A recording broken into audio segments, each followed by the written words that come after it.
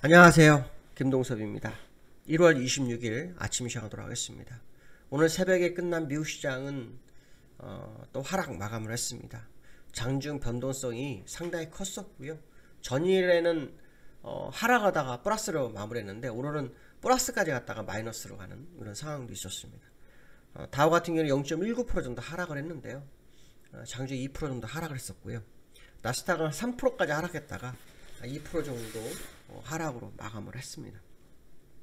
다우가 장중 한 800포인트 움직여서 시장에서는 바닥 다지기, 최악상을 피했다 이런 얘기를 하지만 이 800포인트라는 것은 의미가 없습니다. 왜냐하면 예전에 14,000, 15,000일 때는 한 800포인트 빠지면 3, 4% 빠진 거니까 의미가 있죠. 근데 지금은 3만대이기 때문에 한 2.5%만 빠지면 800포인트 움직입니다. 그러니까 사실 그때와는 완전히 다른 상황이다 이런 생각을 해봐야 될 것 같고요. 왜 이런 현상이 일어나는가에 대한 부분이 시장의 관전 포인트겠죠. 조기 금리 인상과 통화 긴축에 대한 우려 이렇게 좀 해석을 하고 있더라고요. 이제 FOMC가 진행이 되고 있습니다. 내일까지 하죠.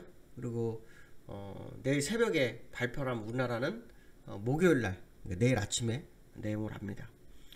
시장에서는 연준이 3월 금리 인상을 못을 받고 올해 3회에서 4회 정도를 예상하고 그 다음에 단번에 0.5% 인상도 배제를 할 수가 없다 이렇게 얘기하고 있고요.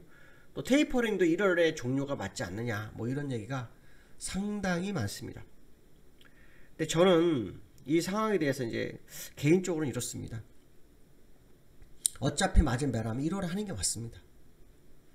폴 크루먼 그 노벨 경제학 수상자 같은 경우에도 이런 얘기를 합니다. 얼마 전에 레리 서머스하고 같이 인플레이션을 토론을 했던 모습이 있었는데요.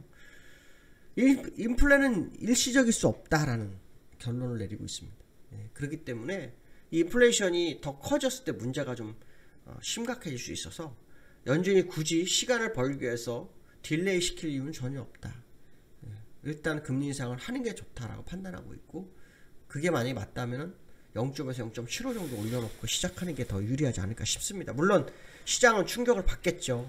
하지만 인플레이션을 빨리 잡느냐 못 잡느냐가 중요하지 시간을 끌어서 금리 인상해갖고 시장을 더 불확실성으로 몰아넣는 것은 아니지 않느냐 이런 해석도 한번 해봐야 되겠다 이렇게 말씀드리고 싶고요. 두 번째는 우크라이나를 둘러싼 미국과 러시아의 지정학적 긴장감이 높아지고 있어서 그것이 시장에 또 영향을 미치고 있다는 얘기도 있습니다. 근데 이거는 굉장히 맞을 수 있습니다. 왜냐하면 우크라이나 사태가 러시아 푸틴에게도 아주 중요한 사건이고요. 조 바이든 대통령도 정치적 입장에 굉장히 의미가 큽니다. 조 바이든 대통령은 아프가니스탄 철수를 하고 1년 정도는 아프가니스탄에 버틸 줄 알았는데 한 달밖에 못 버티면서 시장을 굉장히 좀 어렵게 끌고 가는 상황이 되어버렸습니다. 그래서 이 상황이 시장으로는 굉장히 좀 부담이 됐죠. 또 조 바이든 대통령 정치력에도 부담이 되는 상황이 되어버렸습니다. 그렇기 때문에 지금 상황으로는 조 바이든 대통령은 우크라이나 사태에서 뭔가 남겨야 됩니다. 뭔가 남겨야만이 되는 상황이다. 그렇지 않으면은 또다시 정치적 위기가 다가올 수 있죠. 특히 올해 중간선거가 있기 때문에 이 중간선거에서 민주당이 어느 정도 압승을 하려면 뭔가 결과를 내놔야 되는 상황입니다. 그래서 우크라이나에 집중하는 그런 모습이 있다. 이제 여기서 중요한 것은 뭐냐면 만약에 우크라이나 사태가 그냥 이렇게 서로 대치 상태면 상관이 없는데 일이 터졌다 싶으면 연준이 굉장히 부담스러워질 수 있다는 거죠. 뭐가 부담스럽냐면 인플레이션이 더 강화될 수 있잖아요. 유가가 뛸 수 있고 그랬을 경우에는 백약이 무효가 되는 상황이 되어버릴 수 있습니다. 그러니까 금리 인상 해놓고 말짱 결과가 없는 이런 상황이 될 수도 있어요. 그러니까 결론적으로 우리가 생각할 수 있는 것은 연준이 서두를수록 유리하다는 생각을 해봐야 될 것 같습니다. 혹시 모를 걸 대비해서 금리 인상을 빨리 진행하고 그 다음에 인플레이션을 잡아가는 과정에서 혹시 문제가 터지더라도 대응할 수 있는 그런 상황으로 가는 게 맞지 시간 더 끌어서 혹시라도 문제가 터져버리면 연준 입장에서는 정말 사면초가에 놓이게 되고 그것은 결국 시장을 굉장히 위험에 빠뜨릴 수 있다. 이런 해석도 해볼 수 있을 것 같습니다. 시장에서는요. 추매를 하지 말고 버텨라 라고 하면서 비관론이 득세하고 있다는 얘기도 있습니다. 물론 뭐 시장이 내려가면 항상 그렇죠. 그래서 또 올라가면 또 낙관론자가 많은 법인데 지금은 비관론자가 굉장히 많다는 얘기도 하네요. 나스닥과 다우 산업을 보시면 나스닥은 0.2.2%, 다우는 0.19% 빠졌죠. 차트를 한번 보겠습니다. 차트를 보시면 당일 기준을 보면 아래권에 여기를 다 메웠었죠. 그렇죠. 아래 오늘 장중에 2.3% 빠졌었죠. 38%. 그 다음에 장중에 플러스까지 갔다가 0.66까지 갔다 다시 밀려버리는 상황이죠. 5일선 맞고 떨어지는 상황인데요. 이게 이제 지지력이 될 거냐 안 될 거냐의 싸움인데 저는 지지력이 없을 것으로 보고 있습니다. 그럼 오늘 FMC가 뭔 결과가 있을 거라는 생각을 한번 하고 있습니다. 개인적으로. 왜냐? 차트상으로는 쉽지가 않은 자리고요. 월봉상으로도 조정을 별로 주질 않았어요. 위기라고 말하기에는 말이 안 되는 그런 모습이다 이렇게 보시면 될 것 같고요. 나스닥도 한번 보겠습니다. 나스닥을 보시면 나스닥은 좀 많이 빠졌죠. 25일선 지지력 테스트에 성공했죠. 자, 일봉으로 가보면 어저께 양봉을 다시 이렇게 음봉으로 잉태형이 하나 나왔습니다. 그렇죠? 기술적으로는 아직도 방향이 정확히 없다. 뭐 이런 해석을 해봐야 될 것 같습니다. 그래서 바닥을 다질 거라고 생각을 하는 것 같습니다. 여기서 요 저점에 대한 부분, 요 저점에 대한 부분이라 그렇게 생각할 수 있겠지만 제가 하는 관점으로는 쉽지가 않을 수 있다라는 생각을 한번 해볼 수 있고요.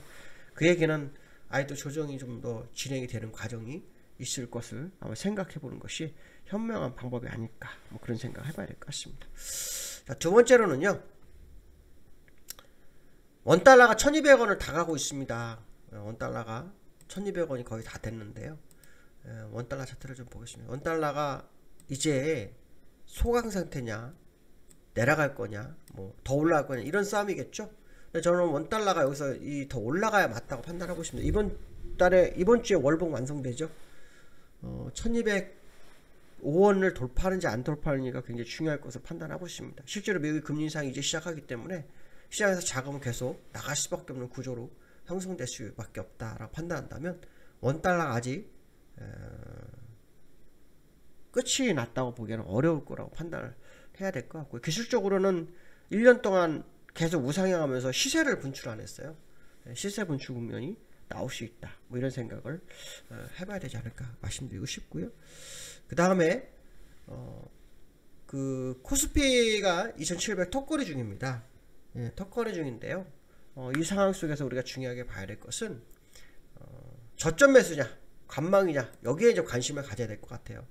시장에서는 뭐 리서치 센터들 사이에서는 저점 매수가 유효하다고 말하시는 분도 있고 또 관망이 필요하다고 생각하시는 분도 있는데 저는 관망 쪽으로 보고 있습니다. 기술적으로 보시면 이렇게 저점 가능성이 있습니다. 근데 이제 제가 보는 이제 주봉과 월봉으로 보면 아직 저점이 나오질 않습니다. 그렇기 때문에 주의가 좀 필요한 건 사실이라고 말씀드리고 싶고요.